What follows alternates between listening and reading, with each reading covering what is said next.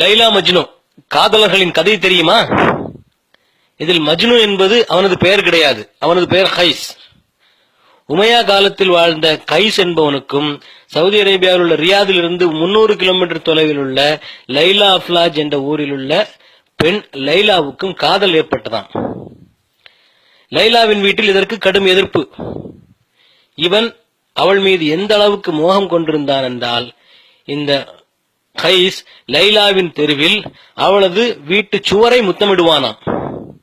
இதை ஒரு கவிதையாக ஜக்கரியா அலிம்சா எழுதிய அமல்களின் சிறப்புகள் என்ற தப்லீக் கிதாபிலும் இருக்கிறதாம். இது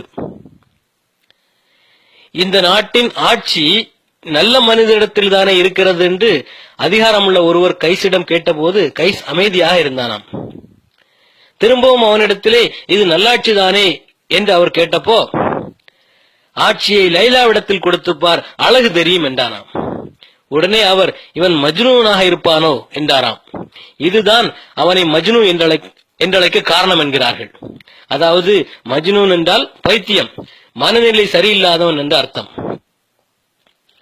இவ்வளவு கருப்பாக இருக்கிறாளே, அவளுக்கு மேல இவ்வளவு நீ பைத்தியமாக இருக்கிறாயே என்று அவனிடம் சொன்னபோது, உன் கண்ணுக்கு அப்படித்தான் தெரியும், இந்த கண்ணை வச்சு பாரு என்று தன்னுடைய கண்களை காட்டி, இந்த கண்ணை வச்சு பாரு அவள் எவ்வளவு அழகுன்னு தெரியும் என்று சொல்வானாம்.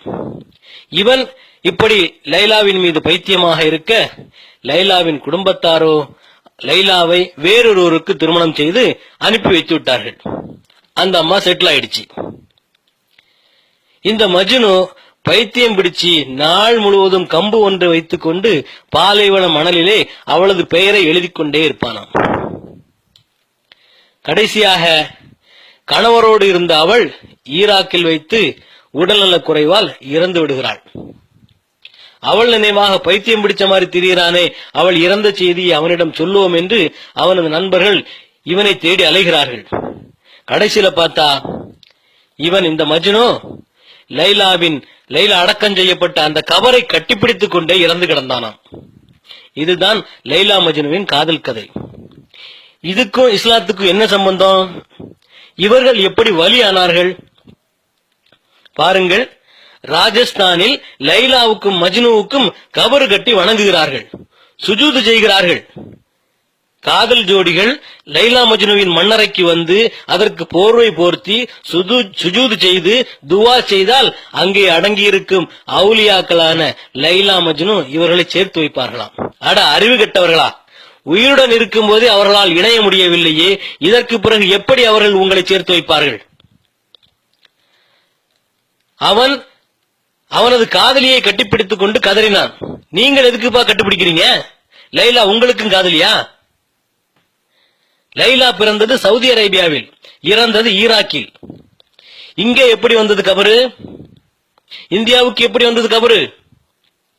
எதையாவது செய்து எதையாவது சொல்லி உண்டியல் வைத்து வருமானம் பார்ப்பதற்காக உருவாக்கப்பட்டதுதான் கபரு. இங்கே ஊருக்கு ஒரு கபரும் தர்காவும் இருக்க, இது யாரோடது? அதன் வரலாறு என்ன? இந்த லைலா மஜ்னு கபரு மாதிரி இங்க எத்தனை கபர் இருக்கு? இந்த ஜமாலி ரஷாதி கூட்டத்தினர் தங்களுடைய வருமானத்திற்காக உருவாக்கியதுதான் இந்த கபரு விவசாயம்.